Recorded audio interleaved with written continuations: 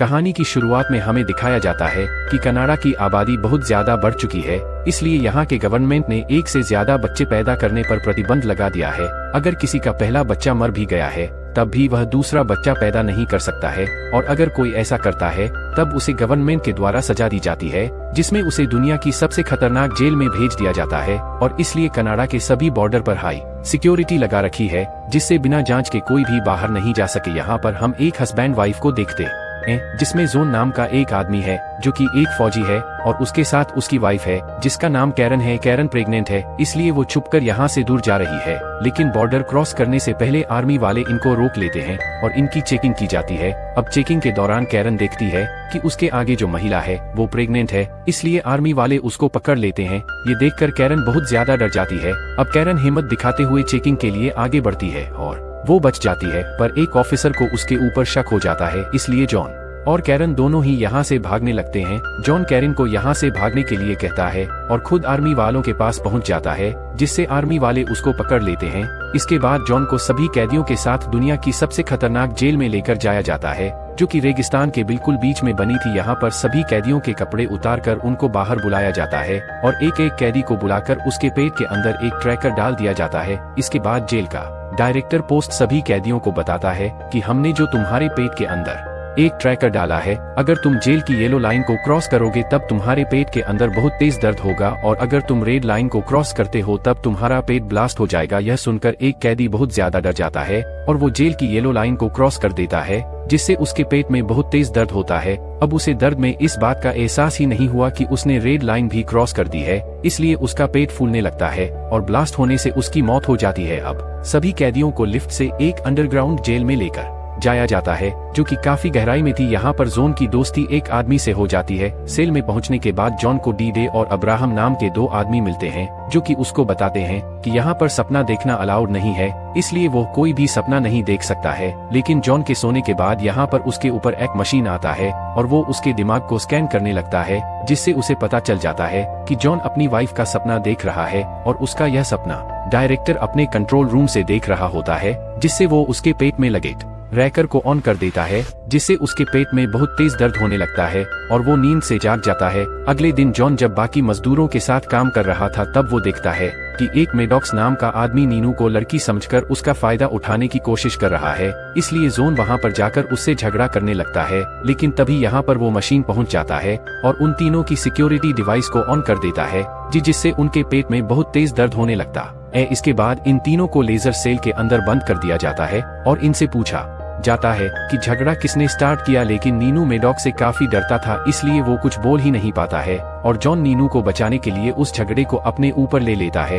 इसके बाद जॉन को डायरेक्टर के पास कंट्रोल रूम में ले जाया जाता है, जहां पर वो देखता है कि इन लोगों ने कैरिन को भी पकड़ लिया है। यहाँ पर डायरेक्टर जॉन और कैरिन दोनों की सिक्योरिटी डिवाइस ऑन करके उन्हें काफी टॉर्चर करने लगता है। इसके बाद अब्राहम जोन को बताता है कि फ्लोर ए और बी दोनों पर ही प्रेग्नेंट महिलाओं को रखा गया है, और हो सकता है कि कैरन भी वहीं पर हो। अब हमें कैरन को दिखाया जाता है जो कि एक सेल के अंदर बंद है, और यहाँ पर सभी प्रेग्नेंट महिलाओं को रखा गया था। यहाँ पर एक महिला के पेट में दर्द शुरू हो जाता है, क्योंकि वो प्रेग्नेंट थी और बहुत जल्द मां बनने वाली थी, लेकिन वो इस बात से काफी डर रही थी कि पैदा होने के बाद ये लोग उसके बच्चे का क्या करेंगे, इसलिए वो इस बात को छुपा लेती है। जोन उनकी मेडॉक्स से फाइट होने लगती है और कैरन ये सब ऊपर के फ्लोर से देख रही होती है। जॉन मेडॉक्स को बुरी तरह से मारने लगता है, जिससे वो नीचे की ओर लटक जाता है। अब उनकी यह फाइट डायरेक्टर अपने कंट्रोल रूम से देख रहा होता है, इसलिए वो जोन से मेडॉक्स को नीचे गिराने के लिए कहता है, पर जोन उसकी बात नहीं मानता और मेडॉक्स को ऊपर की ओर खींच लेता है। तब डायरेक्टर मेडॉक्स का पेट में ब्लास्ट करके उसे खुद ही मार देता है।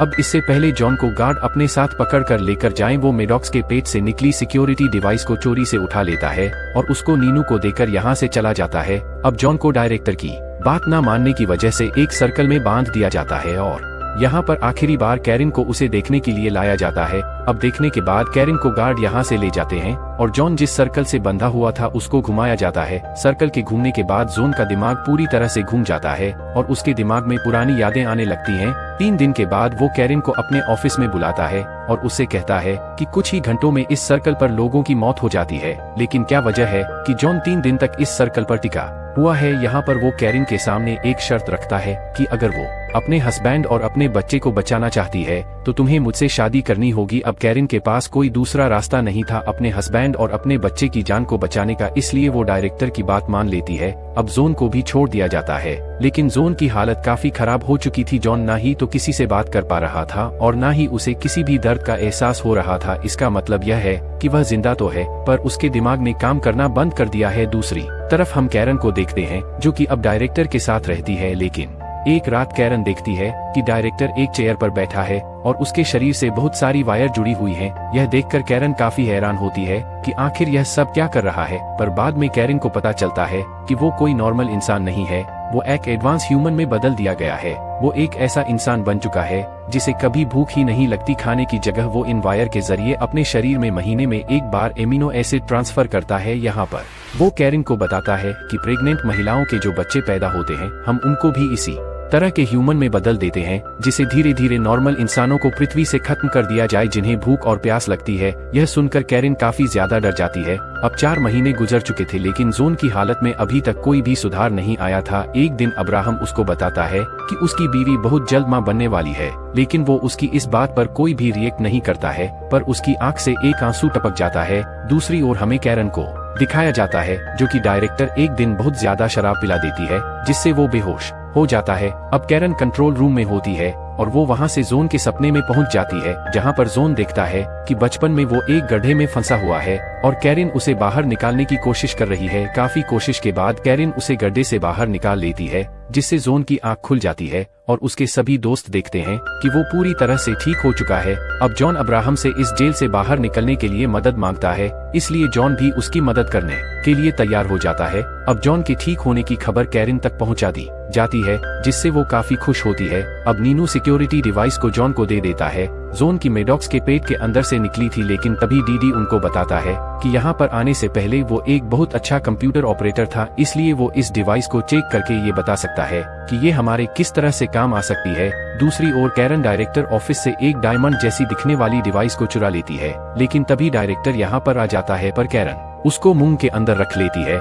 इसके बाद वो इस डिवाइस को जॉन को लाकर दे देती है, पर इनको समझ ही नहीं आ रहा था कि आखिर ये डिवाइस कैसे काम करती है। लेकिन बाद में इनको पता चलता है कि वो कोई डिवाइस नहीं है बल्कि वो इस जेल का नक्शा है, और नक्शा देखकर इनको पता चल जाता है कि इस जेल से किस तरह से बाहर निकलना है। अब नक्शा देखने के बाद कैरन वापस उसको डायरेक्टर के ऑफिस में रख देती है। दूसरी ओर डीडी उस सिक्योरिटी डिवाइस की अच्छे से जांच करने लगता है और जांच करने के बाद उसे पता चल जाता है कि उनके पेट के अंदर जो डिवाइस डाली गई है उसके अंदर एक मैग्नेट लगी हुई है, जिससे यह डिवाइस काम करती है। इसलिए अब इस डिवाइस की मदद से जॉन के सभी साथी एक एक करके अपने अंदर की डिवाइस को बाहर निकाल देते हैं। लेकिन दूसरी तरफ हमें डायरेक्टर को दिखाया जाता है, जिसको इस बात की खबर लग जाती है कि ये लोग उसे धोखा देने की कोशिश कर रहे हैं। इसलिए अगर इस बात की खबर ऊपर तक जाती है तब उसे डायरेक्टर की पोस्ट है हटाया जा सकता है। अब जॉन के साथियों ने जो सिक्योरिटी डिवाइस अपने अंदर से निकाली थी वो उसको कंस्ट्रक्शन साइट के पाइप के ऊपर चिपका देते हैं और खुद एक दूसरे से झगड़ा करने लगते हैं, जिससे वो मशीन उस डिवाइस को एक्टिवेट कर देता है। लेकिन सभी डिवाइस पाइप पर लगी होने की वजह से जैसे ही एक ब्लास्ट होता है पाइप के अंदर बड़ा सा होल हो जाता है। इसके बाद ये सभी लोग उस होल से पाइप के अंदर चले जाते हैं,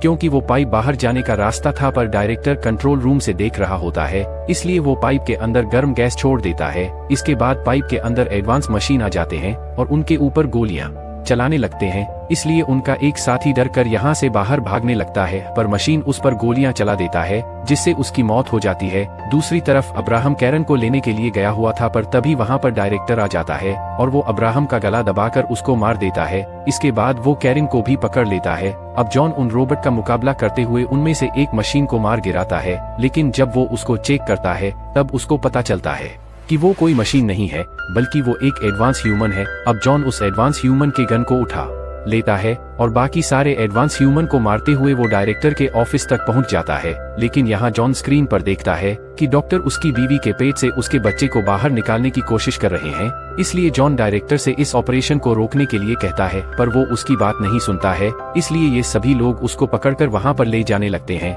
लेकिन रास्ते में एक मशीन इनको पहचान लेता है और इनके ऊपर गोलियां चला देता है। अब जॉन और उसके बाकी सभी साथी तो बच जाते हैं, लेकिन वो गोली डायरेक्टर को लग जाती है। जिससे उसकी मौत हो जाती है। इसलिए अब डीडी कंट्रोल रूम में पहुंचकर इस पूरी जेल के सिस्टम को ही कंट्रोल करने की कोशिश करता है, लेकिन तभी एक एडवांस ह्यूमन आकर उसके गोली मार देता है। पर जॉन उस एडवांस ह्यूमन पर गोली चलाकर उसको मार देता है और मरने से पहले डीडे इस जेल के पूरे सिस्टम को हैंग कर देता है, जिसका फायदा उठाकर सभी कैदी यहाँ से भाग जाते हैं। अब यहाँ पर जॉन और नीनू ही बचे थे। जोन ऑपरेशन थिएटर में पहुंचकर कैरन को डॉक्टर से बचा लेते हैं। इसके बाद ये जेल के ट्रक में बैठकर मेक्सिको के बॉर्डर को क्रॉस कर जाते हैं और आगे जाकर अपना ट्रक रोक देते हैं। क्योंकि कैरन बहुत जल्द मां बनने वाली थी, इसलिए जॉन उसको एक झोपड़ी में ले जाता है, लेकिन तभी वो ट्रक खुद से ही स्टार्ट हो जाता है, क्योंकि उस ट्रक को अभी भी जेल से कंट्रोल किया जा रहा था और वो ट्रक नीनू का पीछा करके उसको मार देता है। इसके बाद जॉन झोपड़ी से बाहर आता है और उस ट्रक के ऊपर फायर करने लगता है, जिससे उस ट्रक में आग लग जाती है, लेकिन वो ट्रक झोपड़ी से जाकर टकरा जाता है, जिसके अंदर कैरन थी। अब जॉन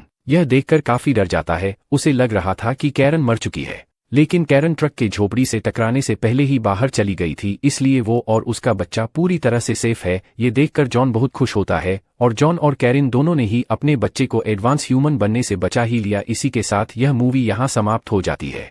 मुझे उम्मीद है कि आपको यह फिल्म पसंद आएगी। अगर आपको यह पसंद आई है तो लाइक, शेयर और सब्सक्राइब और कमेंट जरूर करें। मिलते हैं अगले वीडियो में, तब तक के लिए बाय।